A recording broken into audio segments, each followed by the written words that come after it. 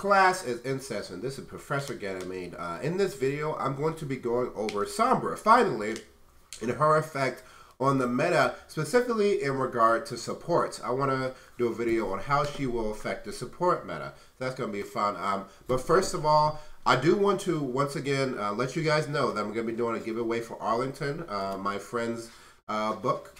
And I just want to get this. I just want to read the summary for you guys of Arlington, and then for those who want it, I'd actually like you to place your comments below. I have 3 books I'm going to be giving away, and then we'll find out. But let me read the summary for you guys really quick. So, the rich and powerful are all targets. A domestic terrorist cell in America has taken aim at politicians and the wealthy elite class to cleanse the government of corruption, to stop the flow of money within the political system. You can't teach a politician new tricks, so it's best to put them down. Arlington is about a domestic terrorist cell who hire a female assassin to target politicians and the wealthy elite class of America. Their agenda is to rid the government of corruption. The novel features the likeness of real-life public figures and is set in today's world with concurrent actual events. It is a modern-day twist on historical fiction. This is Arlington by my good friend Winston. Real life public figures, guys. So again, if you want that book, I'm doing the giveaway for my 10,000 subscribers video for my 10,000 subscriber event. Just let me know when I enter you to the giveaway. But let's get to the video now. So first of all, in regards to Sombra, we know her abilities. I'm just gonna go over them really quickly. She has the Now, I had the web page up here. Yeah, she has the ability. Actually, before we even get to this, let's go over her abilities a little, a brief summary of her abilities. She has 200 health. She has, let's see, she has the machine pistol, does 8 damage per bullet, 100 DPS if each shot hits, high spread, magazine of 60. She has the hack, 12-second cooldown, range of 15 meters, 1.2 seconds to channel. Which can be interrupted with damage. That's big. 6 seconds of any, and then their abilities can be used for 6 seconds. And she needs line of sight. Breaks invisibility, yes. And if you if you either fall out of the range of the person she's hacking or the person falls out of line of sight, the hack stops. Hack is interrupted. Let's see what we got. The medic camo. The camo, 6 seconds starts after breaking invisibility. Cloaking time takes 0.5 seconds to cloak, which can be interrupted by damage. Decloaking time, 0.5 seconds. You can't do anything except move during this period, and it actually has a sound. So you can actually hear when she's decloaking. Duration is 6 seconds. She gains speed. Can reload while cloaking. Yes. Widow, ultimate, Hanzo, if you get too close, melee difference. Detectable by anything? I don't actually know whether or not she's detectable. And then we have the teleportation. 6 seconds starts when you teleport after 15 seconds of casting. You have 15 seconds to teleport back to a translation location, otherwise it's cancelled. Breaks invisibility, no. Breaks invisibility, no. So she can use this while she's invisible. Instant, okay. Needs further testing. Range, okay. And let's see what else we got. EMP, radius, 10 meters, like Zenyatta's radius. So that's pretty small. It's not even as far as Mercy's staff radius. It's like as far as Zarya's beam radius, something like that. 10 meters is pretty small. Duration, 6 seconds. Just hacks everybody. Line of sight needed, yes. But it needs line of sight, and it's an instant charge. So it just hacks everybody. Okay, so we know their abilities. How is it going to affect each of the characters, though? And we're going to talk in terms specifically support characters. Let's start with Lucio. That's we're Lucio main. Do we think that she's gonna have a huge impact on this on Lucio? I don't think very much. I actually think that Lucio is actually gonna be really good against her, and here's why.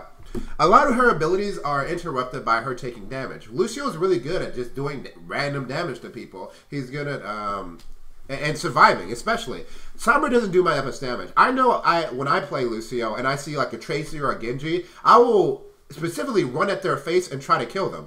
Not that I think that I can kill them reliably, but I know that I can distract them. I know that it's hard for them to kill me. I know that I want them focusing on me. So, and I can also do my job because I can affect people with my auras while I'm trying to kill them. So, I like to I like to do that as Lucio, and I feel like if Sombra tried to hack me, as Lucio, I'm going to do the same to her. I'm going to run at her face, do damage to her, make it so she can't actually finish her channeling, and she's going to have to run away or she's going to die because she even has less damage than freaking Tracer, and I rarely have a problem killing Tracer. So I don't think Lucio on a second-by-second basis is going to have time with her. But her ultimate is going to be a big thing. So her ultimate breaks down barriers. Breaks the barriers, including Lucio's sound barrier. So everyone within the 10-meter range who has Lucio's sound barrier is just going to disappear. 500 health gone. Her ultimate is a very good counter to Lucio's ultimate, but does that make her as a character a counter to Lucio? No, I don't think so. Because there's a lot of ultimates that are very good against Lucio's ult. Zarya's Gravity Well. If Lucio uses his sound barrier and Zarya Gravity Wells her team, that sound barrier is essentially countered. I mean, Zarya's Gravity Well is just so strong. Same thing with May's Blizzard. Same thing with Reinhardt's Earth Shatter. There are a lot of ultimates that, if cast in response to Lucio's ultimates, just completely counters that ultimate and makes it so your team wins that fight most likely. Her Sombra's ult is going to be added to that. But as a Lucio player, you play around that. You don't cast your ult when Sombra's around, or the same way you play around a May Blizzard. You don't cast your ult when you don't think your ult will be able to win the fight. Sombra's ult is just another cooldown you have to play around. But on a second-by-second basis, even let's say Lucio gets hacked. His abilities, his aura is still available. His aura is still available. His wall climbing is still available. He's still going to heal his team, and he's still going to be able to shoot damage and punch. So he's still going to be able to do most of the things he's known for. So like Sombra is not going to do anything to her, do anything to counter Lucio on a second-by-second basis. It just says her ult is very powerful even with hack. Now let's go to Mercy. Mercy is probably the one who is most countered by Sombra, but not really countered, but most annoyed by Sombra, because if she actually gets the hack on Mercy and it takes 1.2 seconds to hack, then Mercy can't fly away, which means that's pretty much a dead Mercy because she can't do anything for 6 seconds. Which means that she's way easier to kill. So what a Mercy has to do is either have, once she notices she's being hacked, she has to fly out of Sombra's range, which can break the casting time. There's 15 meters. She has to fly out of Sombra's range, or she has to turn around with a pistol and shoot Sombra with damage, start peppering her with damage to make sure she doesn't get hacked. If she is able to avoid the hack, then Mercy won't have a problem not dying to Sombra and getting away. But, Sombra isn't really an assassin. She's more like an opportunist. She kind of takes opportunities, random opportunities. Sometimes she'll play like a damagey. Sometimes she'll be a distraction, play like an assassin. Like, look how he's playing. Like, he's not trying to really be an assassin here. He's just kind of trying to annoy the enemy. But if Mercy gets hacked, she's done. That's huge. And same thing for her ultimate. Now, you can't unres, if Mercy gets the res off, you can't stop the res from happening because you hack her, but you can hack Mercy for 6 seconds with Sombra's ultimate and make it so your team doesn't have to worry about a hack for 6 seconds if you actually successfully do it. Though Sombra does have to find the Mercy and then hack her, which, and with the 10-meter range, that's a very narrow window. So I don't think Sombra's presence will be that harmful for a good Mercy if Mercy is positioned properly, which she should be. Now let's go to Zenyatta. Zenyatta, a lot of his abilities comes in his Discord orbs, which he should already have out, and his damage. You're not going to really stop that with a hack. You're not going to really do anything. In fact, Sombra's presence is pretty much negligible to Zenyatta. I don't see her doing really anything to Zenyatta. I mean, he'll have a harmony on with somebody, which doesn't stop when you hack him. And then if you try to hack him, he's gonna turn around, he's gonna Discord you, and he's gonna start shooting at you. A good Zenyatta with decent aim, he'll win that fight every time. Like, you have to run away from a good Zenyatta because he'll Discord you, and you have your little weak ass pistol, and he has the damages. He has the damages, and you have to run away. And then if he uses his freaking his transcendence, you're not going to stop that with a hack. He's immune to anything, to everything when he transcends, you're not going to stop the heal. So, in fact, Zenyatta's ult is so good against Sombra that we actually might start seeing Zenyatta replace Lucio in some team comps. I'm actually thinking that we may actually start seeing one heal team comps because of the presence of Sombra in the meta. Because of her ability to counter so many things with her hack and her utility of her, like with her ultimate and her just the finger hack, we might actually see the presence of one heal team comps, which may actually bring out Zenyatta again because he's so good against the enemy Sombra. But we'll see. I'm not sure about that. Finally, we got Ana. Ana, it completely depends on whether or not you hack her, or whether or not how effective you'll be. Because if Ana's grenade is available, you're not gonna hack Ana because you're gonna try to hack her and then she's gonna turn around and grenade you and you have to run away. Or she has to, if she doesn't have a grenade available or a sleep dart available, then first of all, if you get sleep dart, you're probably dead. I'm not sure.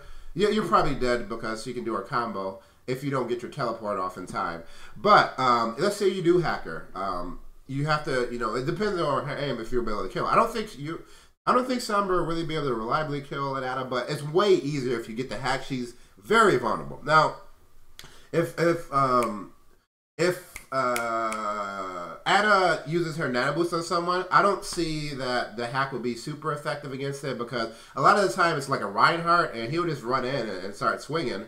But once Sombra goes live, they may have nerfed the Ana nano boost so she doesn't get speed. So using abilities may be very important for the characters that get the nano boost, like Reinhardt or Reaper.